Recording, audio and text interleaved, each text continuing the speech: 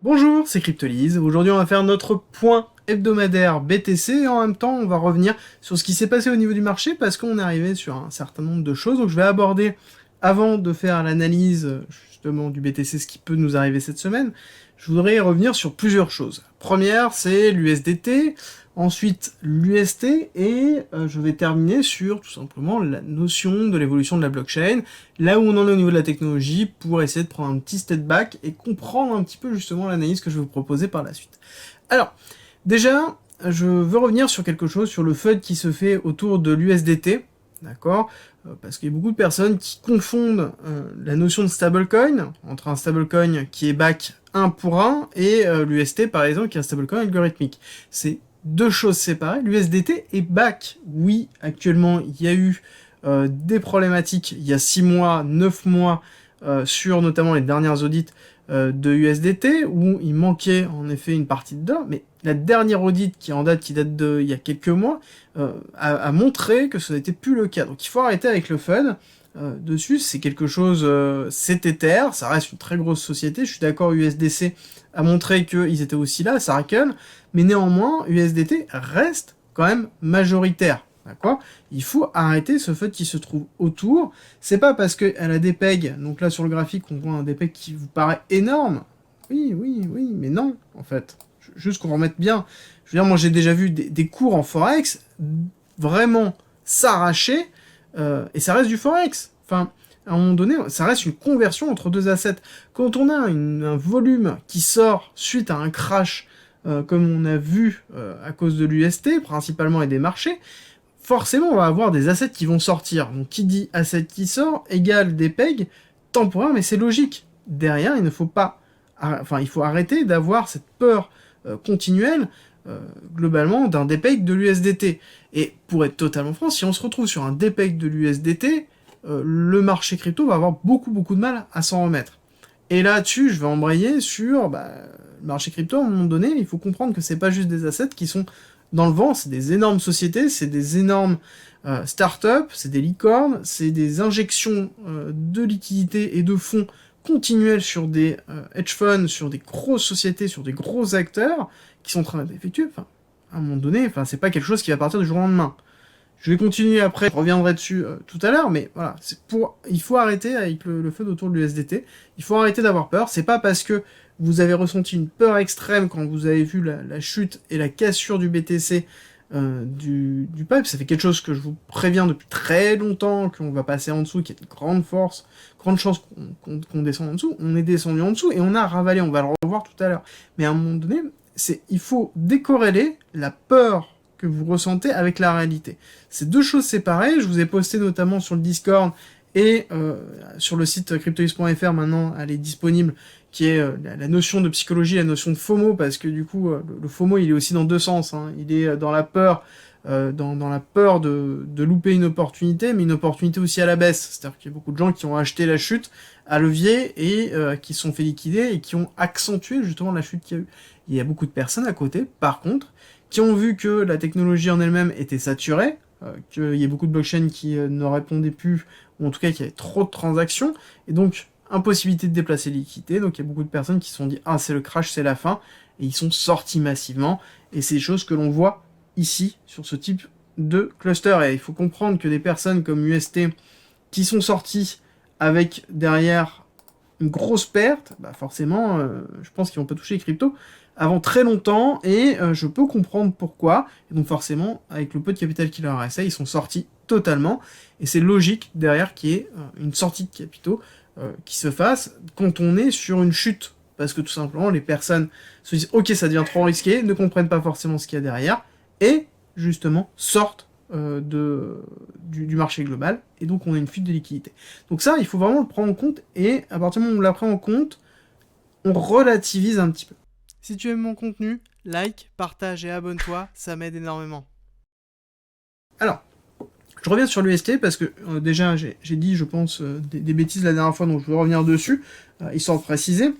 Ils avaient déplacé notamment des liquidités. Alors il faut comprendre déjà plusieurs choses. C'est que qu'est-ce qui s'est passé réellement avec l'UST?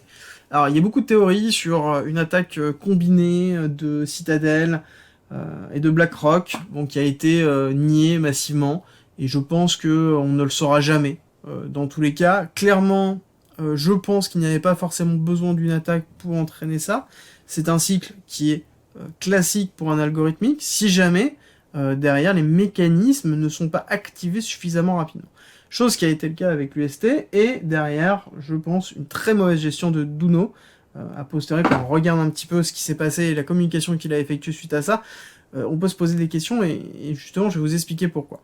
Alors, au niveau de ce qui s'est passé, premièrement, ce qu'il faut comprendre, c'est qu'on a eu un petit dépeg au niveau de l'UST avec un départ de encore. Il faut comprendre déjà que beaucoup de personnes ne comprennent pas ce qu'est UST. Ils considèrent que c'est un stablecoin classique comme USDT, alors que ce n'est pas le cas. Ce n'est pas du tout le cas. Le Luna a un rôle particulier. Et du coup, il y a beaucoup de personnes qui sont allées tout simplement all-in sur UST, sur encore, et qui ont tout mis, tout simplement. Et qui n'ont pas compris derrière d'où venait l'incentive de encore, malgré le fait que beaucoup de personnes en ont parlé, que ça fait longtemps qu'on en parle. Et il faut aussi bien assimiler qu'il y avait 14 milliards qui se trouvaient sur encore, et 14 milliards qui sont sortis en, globalement, 3 jours et demi, d'accord? Donc c'est énormément de fonds qui se sont déplacés, énormément de liquidités qui se sont déplacées, et du coup, cette liquidité qui s'est déplacée a entraîné des mouvements massifs au niveau du DPEC, parce que tout simplement, le mécanisme n'était pas prêt à assimiler la perte des 14 milliards. Le mécanisme en lui-même d'un algorithme est un système de rebalancing avec derrière une collatéralisation d'un certain nombre d'assets. Mais du coup, la problématique, c'est que le système en lui-même n'était pas assez rapide, ne pouvait que burner 1 milliard, je crois, par jour, ou 1,2 milliard, d'après les chiffres que j'ai vus.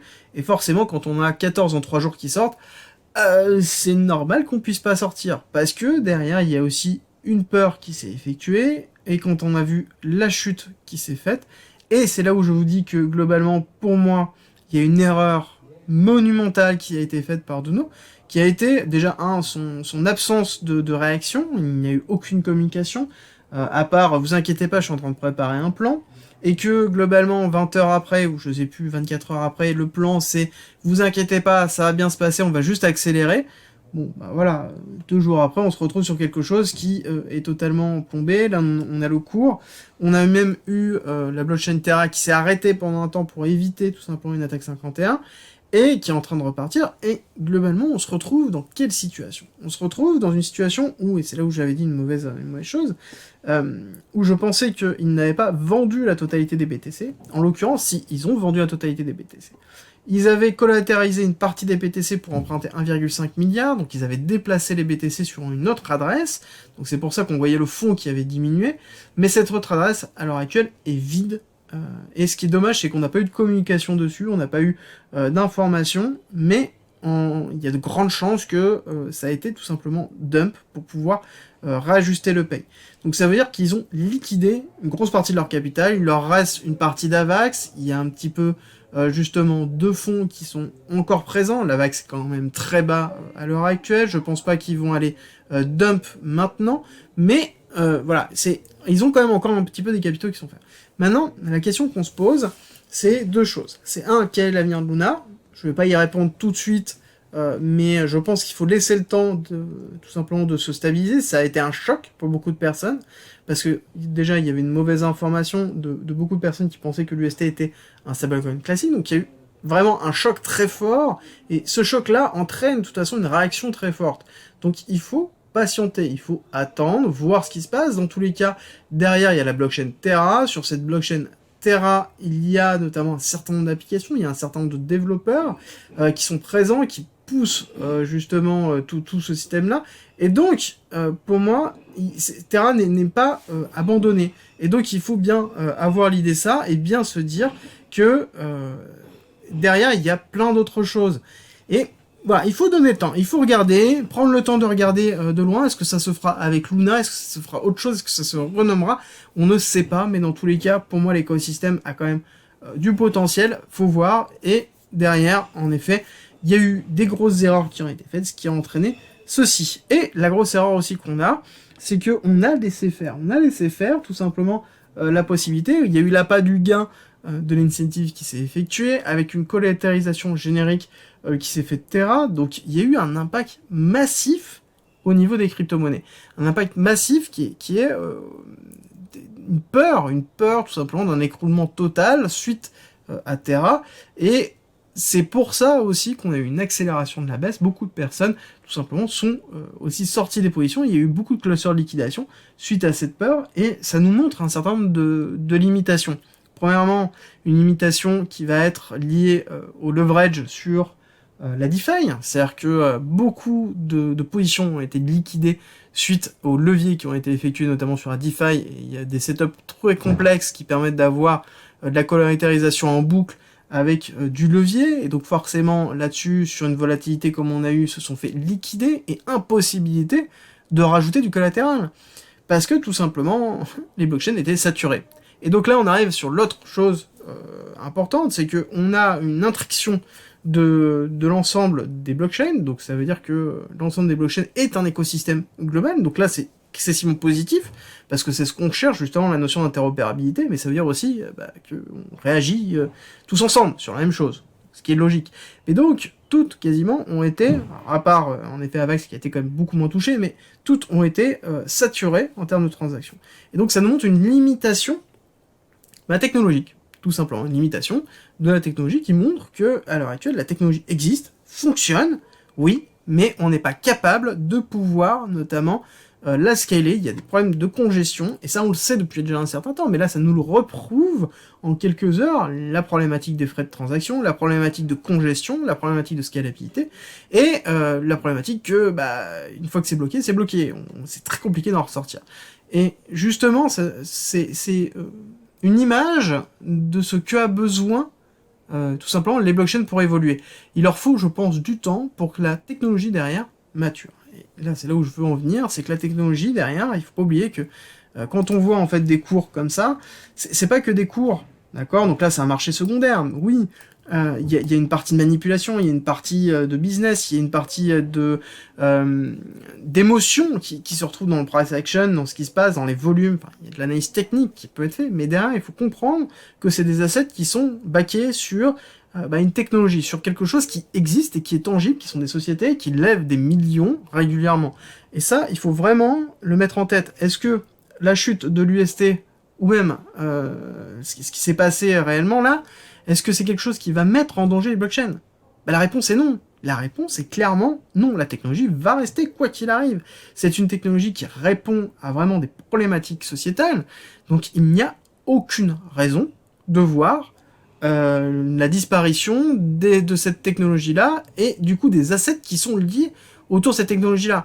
Par contre, oui, on est d'accord, tout ce qui est shitcoin et autres actifs volatiles sans base fondamentale solide, il y a des risques énormes, et même sur des projets qui ont des fondamentaux solides, il y aura des pertes, il y aura beaucoup de cryptos qui existent aujourd'hui et qui n'existeront plus dans 2-3 ans. Mais ce qui est normal, parce que tout simplement, on est dans une phase early d'une technologie qui est en cours d'évolution, donc forcément il y aura des tests, comme on a pu le voir avec Terra. Qu'est-ce que ça va donner derrière? Quelle va être la prochaine évolution? Comment ça va changer? Et c'est là où c'est vraiment passionnant, et c'est là où il faut suivre tout ça, et qu'il y a beaucoup d'informations. C'est un marché qui est en effervescence, je sais pas si vous vous rendez compte, mais moi je m'éclate à faire les quotidiennes, parce que déjà c'est des recherches que je fais pour moi, et je veux dire, jamais à une quotidienne je me suis dit, qu'est-ce que je vais leur raconter? Il y a toujours, tous les jours, quelque chose qui se passe. Chose qui est juste aberrante. Dans une finance classique, ce n'est pas le cas.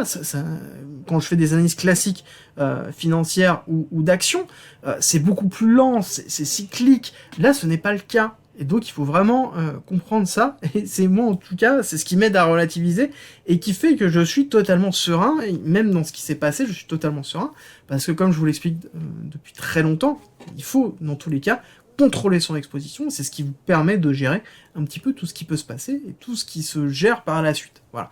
Alors, tout ce gros laïus, je suis désolé, mais globalement, j'avais envie de vous donner un peu mon ressenti global sur ce qui se passe, partager un petit peu tout ça, et on va justement attaquer la partie technique, voir un petit peu comment ça se goupille. Je t'annonce une énorme nouvelle, il va y avoir encore plus de contenu sur le Discord, avec notamment l'ouverture de la partie premium du Discord. Concrètement, c'est quoi? C'est plein de guides, que ce soit écrits ou vidéo, il y a plus de 50 vidéos pour apprendre tout des cryptos, que ce soit pour investir, faire du trading, comprendre la technologie, faire de la DeFi. Il va avoir en plus des exemples de portefeuille et de bagues, le mien de bagues et de portefeuille sur lequel je vais expliquer tous les tenants et aboutissants, des dossiers sur les futures pépites, des dossiers d'analyse fondamentale du marché, des indicateurs, des stratégies d'optimisation DeFi et bien évidemment des signaux spot, futurs et investissements, avec en plus un canal fiscalité, un canal juridique, des canaux de discussion, plein d'autres choses, et ça ne va pas s'arrêter là. Si tu veux plus d'informations, je t'invite à regarder la vidéo explicative en commentaire et à rejoindre le Discord. À très vite. Alors, habituellement, comme d'hab, nous sommes dans une schématique Heliotis, vague 1, vague 2, vague 3 terminée en avril, nous sommes sur la vague 4 en retracement A, B, C, et nous avons une extension de la B en haut, donc une extension de la C, on a un BC ARST SO, donc c'est-à-dire une réaccumulation de Wyckoff. Si vous ne connaissez pas, il y a l'information sur le Discord, et puis de toute façon vous tapez Wyckoff Trading ou Wyckoff Analyse Technique sur tout simplement Google, et vous allez avoir toutes les informations liées à ça. Donc nous sommes dans une réaccumulation étant donné que le ST est au-dessus du BC, donc on a pris la liquidité de cette zone-là, donc ça veut dire qu'on a quelque chose qui est non pas bearish, mais qui est plutôt bullish sur le long terme, même si on va avoir des mouvements tout simplement bearish. Notamment un mouvement bearish qui est le saut, qui est le sign of weakness, qui va descendre en dessous de la R, chose qui a été effectuée ici. Ce qui est intéressant de voir, c'est que dans cette zone-là de travail, suite à cette première chute, nous avons une mise en place d'une accumulation qui est en blanc, avec Selling Climax, AR, ST, AR, STB, et donc ça y est, nous avons le STB. Alors la question, elle est, est-ce qu'elle est terminée ou pas? Et c'est ce qu'on va essayer de répondre un petit peu là-dessus. STB, donc, qui est très important, parce que c'est une prise de liquidité qui a été en plus double, hein, parce qu'on a cassé le SC, et on a cassé l'AR, et il est vrai que la prise de liquidité qui s'est effectuée là, c'est une prise de liquidité aussi qui a été grandement accentuée par un mini flash crash, parce que c'est pas un énorme flash crash, hein, on a eu quand même un mini, on a déjà vu beaucoup plus violent, et je pense qu'on peut avoir encore plus violent, tout simplement du Bitcoin, mais derrière, le Nasdaq a plutôt bien tenu, et on va le voir dans un second temps vers la fin. Alors, du coup pour moi, on est dans une zone qui est intéressante. On a commencé à taper ici une partie du comblement CME qui s'est effectué. Alors, on va le replacer un petit peu. Hop, il nous reste encore un petit peu à descendre entre 24 500 et... oui, 24 500 et 25 200. J'arrondis un petit peu, mais c'est un petit peu l'idée. On a ce gap-là qui est en train de se faire, mais on a aussi un gap haussier qui se trouve en 34 et 35, il ne faut pas oublier, qu'on a créé suite à cette chute. Et là, je suis donc sur le CME. Si on regarde le CME, je suis donc sur un arrêt du cours à 30 000, et on voit qu'on est à 29 491 à l'heure actuelle. Et donc, du coup, on pourrait avoir encore un nouveau gap qui se crée, qui pourrait être justement un petit peu haussier qui est en train de se faire. Donc, il va falloir garder en tête. Alors, au niveau de la schématique Wyckofienne, il faut se dire, est-ce qu'on a terminé le STB ou pas? Ça, c'est la grande question.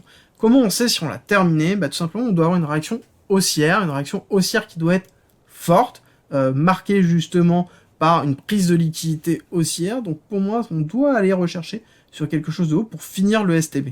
D'accord? Néanmoins, on va avoir un retravail de la zone des 33 000, je pense, fortement.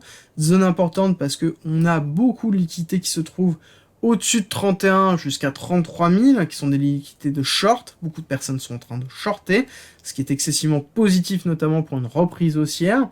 Mais on a aussi beaucoup de personnes qui sont positionnées en longue, qui se trouvent notamment en dessous de ce gap, et qui sont positionnés à 20 000, 21 000, 22 000.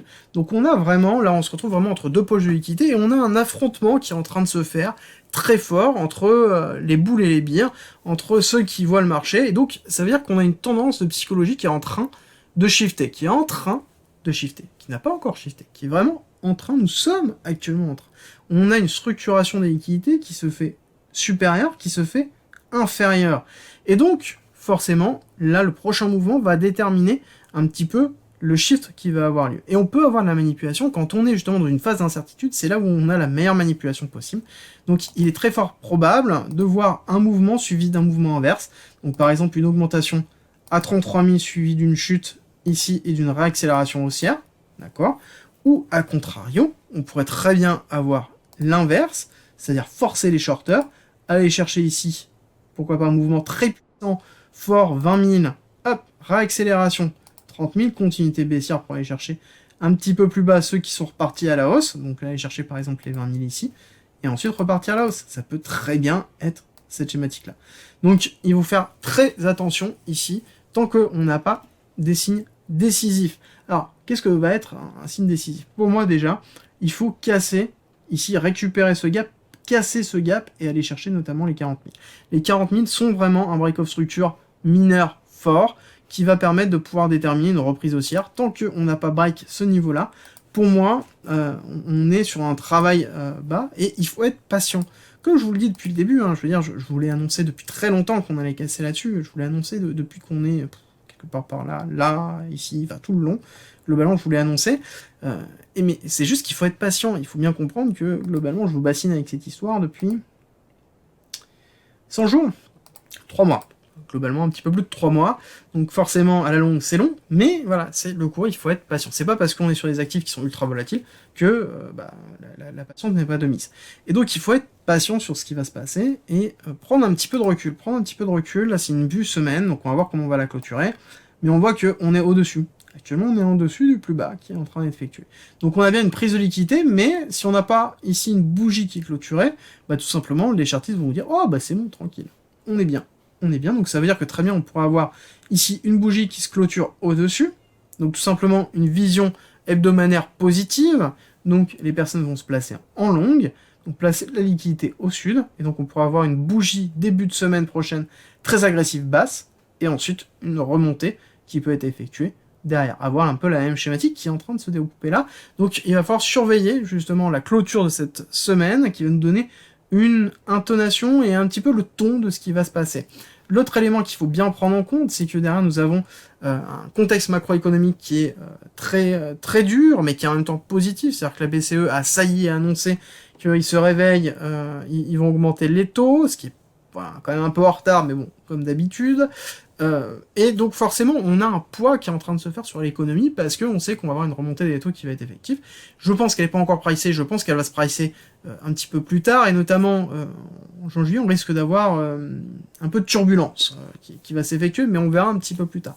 Mais donc on a un poids macroéconomique qui est très fort, et notamment le Nasdaq, qui est très fort. C'est-à-dire que si on regarde la clôture qui a été faite notamment le 13 mai, donc vendredi, on voit qu'on a eu une belle bougie très haussière et qui a été plutôt mitigée sur le BTC. Donc la notion de cohérence, on l'a beaucoup dans la descente, assez peu dans la hausse, à cause de l'UST. Et donc du coup on est dans une position qui est un petit peu critique, où on a sur un cours assez bas, et derrière une pression au niveau de la macroéconomie, qui peut être très fort. Est-ce qu'on va continuer au niveau du Nasdaq à descendre? Ça, on le verra plutôt lundi, on va attendre la clôture de cette semaine, et on en reparlera plutôt dans la quotidienne, tout simplement de lundi, que je vous invite à regarder. Merci d'être resté avec moi jusqu'au bout. Abonne-toi, partage si t'as aimé et rejoins-nous sur Discord. C'est avec plaisir qu'on t'accueillera. Et à très vite.